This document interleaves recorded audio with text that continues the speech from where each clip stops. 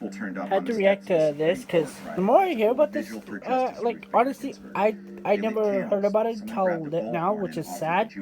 But she was the first woman in her college that went to Harvard, or woman that went to Harvard. But behind them, just across the park from the court, loomed the First United female States that Senate. went up that high And in since the D.C., lady this close before to an her, election, with the balance of power in all like one of three the first branches of few government that and went that state, high. the question And she was, always fought for what's equal next? rights, whether you're a woman, Ginsburg's an death immigrant, opens up a seat or on a Supreme Court like that's had she a fought the lot of big 5-4 fights. decisions lately Never on stepped out. critical issues like immigration, And she's a sweet gun old lady. control, and abortion. And it touches off a power play with so many moving parts and so much at stake. Right now, no one knows how it's going to turn out. First step, President Trump gets to nominate a new justice. But you're saying, hang on, didn't Barack Obama nominate a Supreme Court justice 10 months before the 2016 election? Wasn't his name Merrick Garland? And didn't Senate Majority Leader Mitch McConnell refuse? Yeah, Obama does it.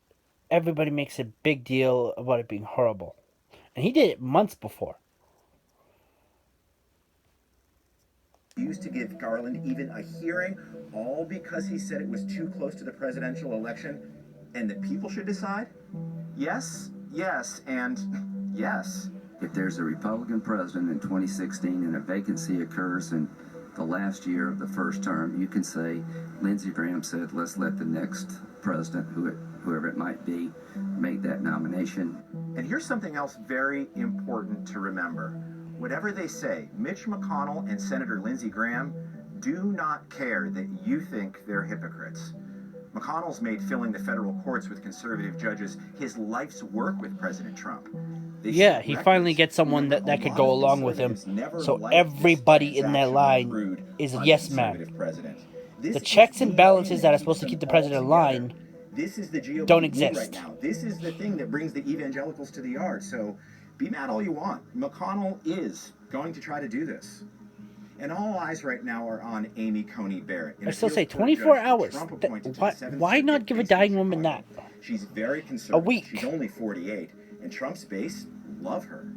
But will McConnell be able to deliver? It may seem like he's the Senate dictator, but really he isn't. He has just a 53 to 47 majority, so he can only afford to lose 3 Republican senators as he attempts one of the biggest power plays in modern political history. And they're not all down with this. Here's what could happen. If Trump nominates a new justice in the next few days, option 1, McConnell rushes a confirmation before November 3rd. It has some advantages. President Trump's base would love it. It would, believe it or not, distract from the fact that 200,000 Americans are dead from COVID-19, and most Americans hold Trump responsible. Yeah. Don't forget, there's an election coming up for 21 Republican senators, too. Piss everybody off for one thing to make us forget why we're actually pissed off at the guy. Heat in Iowa, and a fired-up conservative base could help them. But for Republicans in blue states, there's a big downside. What about Susan Collins in Maine? She's way behind, largely because she voted to confirm Justice Brett Kavanaugh. If her race becomes a referendum on a right-wing justice, she's done. And Cory Gardner falling way behind in blue Colorado. Does he want any part of this right now? So McConnell could get the justice, but lose the Senate. Worth it? Option 2. McConnell waits until after the election while This guy's Trump actually is still smart. in power and schedules the confirmation for the period between the election and New Year's called the lame duck. Election pressure's off. Much easier for his members to take hard votes. Though at least one GOP senator said she wouldn't vote to seat a new justice in 2020. And if Arizona Republican Martha McSally loses her special election, she's out right away. And The lady fought for rights for everybody, was on the bench for over 20 years. Why not give her a year? And, quote, keep your powder dry. McConnell also has to think about someone... Not like the justice system shuts down if they don't have someone at the one piece. Democrats. Oh yeah, them. Say Dems win the election, they're going to take control of the Senate in January. And Democrats are already talking about how to make sure that McConnell's hypocrisy comes with consequences. They could say, do this now and we'll eliminate the filibuster, cut Republicans out of everything in 2020. We'll vote to expand the Supreme Court to 11 seats or 13 seats and then fill them with our nominees. So what if McConnell gets the justice but loses the power to do anything in the Senate. And what about the presidential election itself? When Trump nominates a new justice, something surprising could happen. Instead of COVID-19 or the economy or Trump's incompetence, this election could become all about, say, abortion rights. The right wants a court that's bent on restricting access to abortion, but the majority of Americans don't. The chance to overturn Roe v. Wade could galvanize a lot of Republican voters, though it would also drive a lot of Democrats and independents and women to the polls, or to their mailboxes, as the case may be. And on the topic of a functioning democracy, Yeah, the people that follow Ginsburg's Trump but death raises like questions abortion. about how a court with a vacancy would rule if, say, it's called on to decide vote-by-mail cases in swing states. What this comes down to is calculation, risk, the election, and control of all. Yeah, so basically, if Trump puts one of his people in, it could sway the few people that like him over the other side.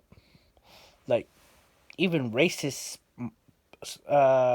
people are pro-choice, and even the most people that hate people from different countries, or people that follow Trump like he's God, which some of them do. That's why taking him out would be bad, because you make him a martyr. Are like, you're gonna take away my ability to control my body. So yeah, that'd be bad.